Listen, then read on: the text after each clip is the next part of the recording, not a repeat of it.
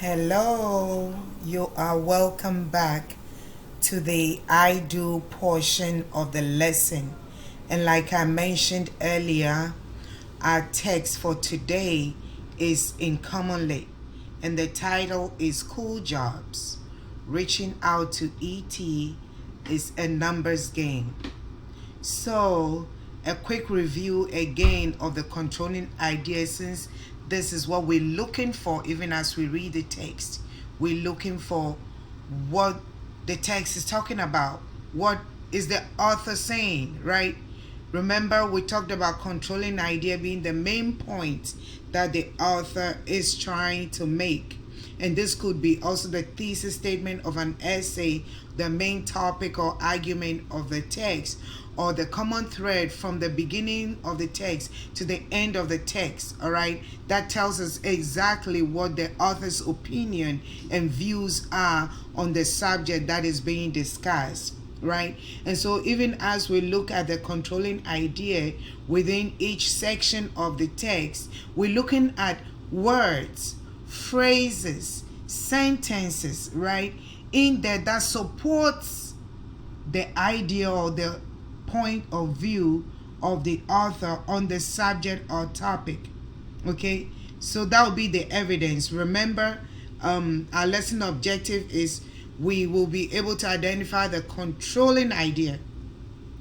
We're looking at the controlling idea, identifying the controlling idea or the central idea within the text, and finding evidence to support that idea, right? Okay, so in the text, all right, paragraph 1 and 2 should look like this. So at this time, I'm going to take us to Commonly so you can see a live annotation of the text. All right, so right here in Commonly, here's the title of the text, and I'm going to play a short audio of it, and then I'll pause it, and then we'll go into the annotation. All right, here goes.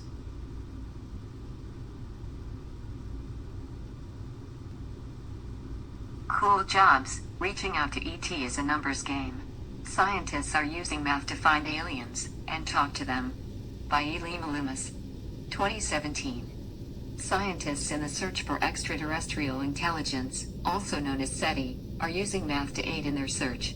In this informational text, Elima Loomis discusses the different ways that scientists use math. As you read, take notes on how scientists use math to help them construct and send messages into space. On November 16, 1974, astronomers at the Arecibo radio telescope in Puerto Rico broadcast a powerful signal into outer space. Aiming their transmitter at a star cluster on the edge of our galaxy, they sent out a series of pings, 1,679 of them, to be exact. Why that number? They knew 1,679 was unusual. So you click on the same icon that you clicked on in order to stop the audio. So right now I'm going to annotate paragraph 1. All right, and this is how we do it. All right, for those of you who don't already know how to do it, I click on this pen right here.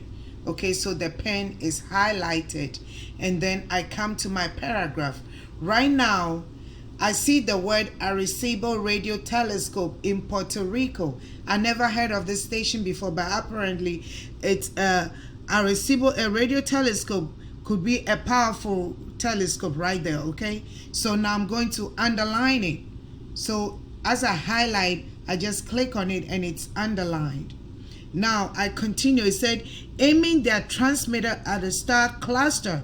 I look at this word cluster right here, all right, on the edge of our galaxy. And so I'm going to highlight that. Now I'm thinking, what does the word cluster mean? And so now I'm going to write my note here. Say, edit annotation. So I click on that, and then I type out. Cluster is a gathering, all right? Gathering together of the stars, all right? So the cluster basically means that they gather bring together of those stars. And then now it talks about numbers game, right? Why the numbers? And so remember in the introduction, it talked about math, right? It said, note how scientists use math to help. So now I'm beginning to think, okay, if I find any information on math, right, I'm going to highlight or underline it. So I underline this math right here. I need to click back on my annotation, my pen, in order to be able to annotate. So I'll go back and highlight my pen so that I can annotate. I go back there and then I highlight my what. So this right here, okay, numbers game. Now this is a rhetorical also, so I can add that also to my notes.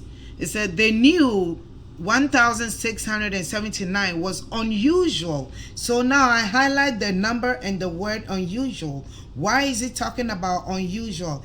Basically, probably have an opinion that some people think that things are normal or shouldn't happen. What does the word unusual mean? It's out of the ordinary, right? Not normal. It said it is the result of multiplying. So there I also underline this word or highlight multiplying, right? By 23 by 73. Each is a prime number, a type divisible only by 1 in itself. So now we see all this math imagery that is being mentioned here, right? We're looking at the math imagery.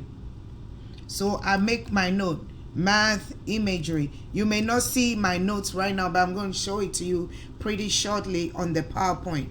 It said what the product of this equation would be unlikely. So I'm thinking of unusual and the word unlikely, right? And the word equation also points to the math imagery that I already mentioned earlier.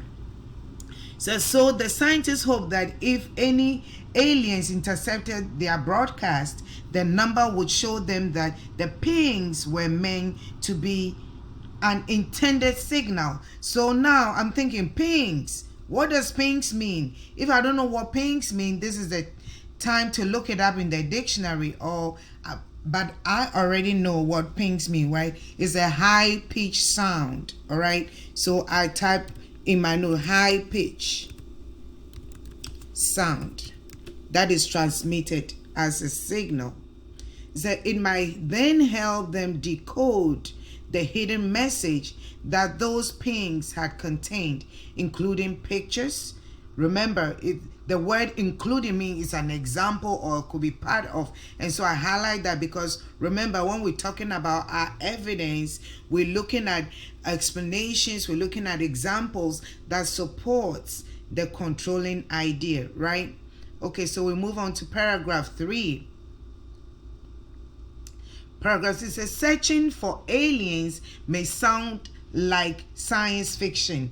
Over here, I'm thinking about this statement that this author is making. May sound means that he thinks that others don't believe, but in his opinion, he believes that this is not science fiction, right? Because sometimes we talk to people and we say that you may not believe this, but this truly happened to me. So basically, the moment that phrase or that statement comes out of somebody's mouth, it means that they know that there are people out there that do not believe what they are trying to share. Okay, we continue with our read. Yet, for many scientists, it has become serious business. So this, for them, is real and true. Okay? For them, it is real and true. It is real to these scientists. So I keep annotating as I move along, right? Here we meet 3 who are using math in their quest to find other living beings in our universe. So basically, I'm thinking since they are scientists and they are using math, whatever information they're coming up with is not going to be just an opinion, but these are information that is backed by research. Okay, so that's how I'm thinking and bringing my prior knowledge into the understanding of this portion of the paragraph. I continue reading. One is calculating the likelihood of finding life on other planets. Another is trying to figure out where best to beam a hello to ET. So now I'm going to annotate this sentence right here. So how they are trying to communicate, right? Say how they are trying, how they, meaning the scientists, are trying to communicate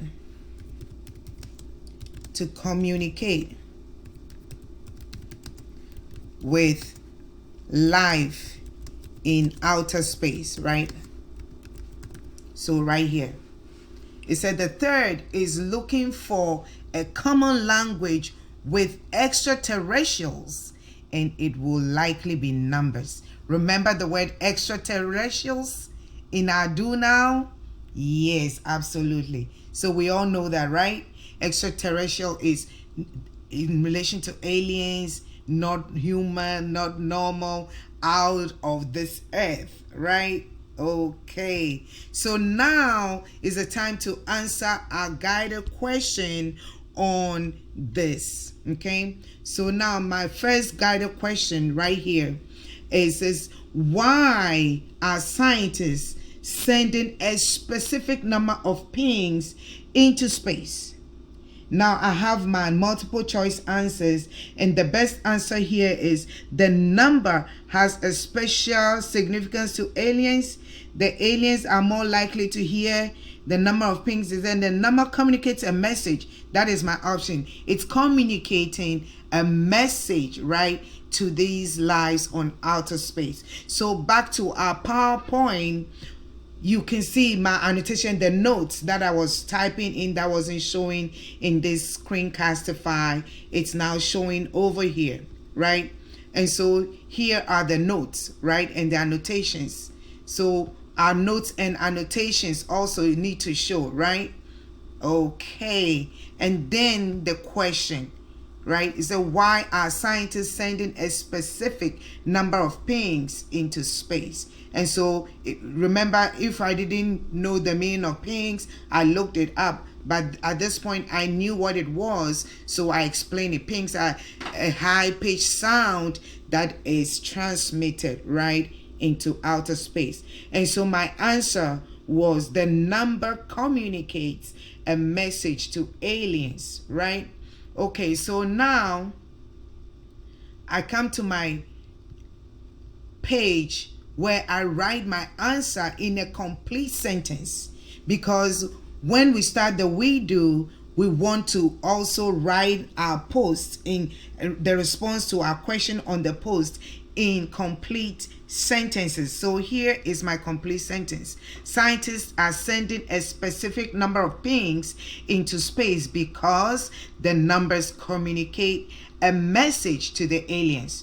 So now is your turn to go back to commonlit.com and read paragraphs 4, 5, and 6. Annotate, right?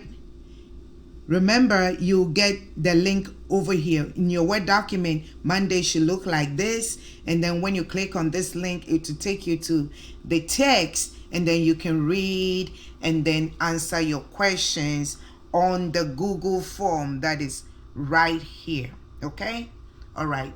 I'll see you shortly. Bye.